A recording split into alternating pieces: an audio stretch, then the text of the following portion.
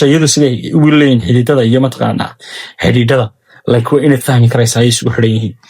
deetana halkay ka soohan tahay markaad aragto waxaad si fudud yacni u fahmaysaa inaad si fudud wax weyn u kala furi karto marka inta badan dhibtan ku dawaqnaa qof waxa ku dhaw waan caadisay caadiska keenay caadisku waa calaamad yacni muujinaysa xaalad negative qof waxa ku odhanaya waan niyad jabay maxaa ku niyad jabiyey waxba yacni ka dambeeya yacni wax weyn niyad jabay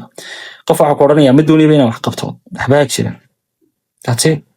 marka dadku inta badan markii waxa kula yacni xanuunada nafsaaniga qof wuxuu ku odhanaya waa la ilaystay ilbaa igu dhacday ishu way wax jirta laakiin waxa in badan ka badan waxa lagu qaldo isha faham la'aanta maskaxdii qaabka loo maamulo haddii mataqaanaa aad siiro يعني سيرو كوبان aan kugu soo yani wax weeyaan aad ku soo ururiyo waxaad fahamtaan mar kasta oo aad baran kari weydo qaabka maskaxdaada u maamusho amba aad u maamuli lahayd waxaad ogaataa waxa ku maamulaya emotionkaaga amba yani caadifadaada ku maamulaysa dadka marka soo caadifadaada ku maamusho waxaad gaari doontaa go'aanadaasina waxay saameyn doonaan yani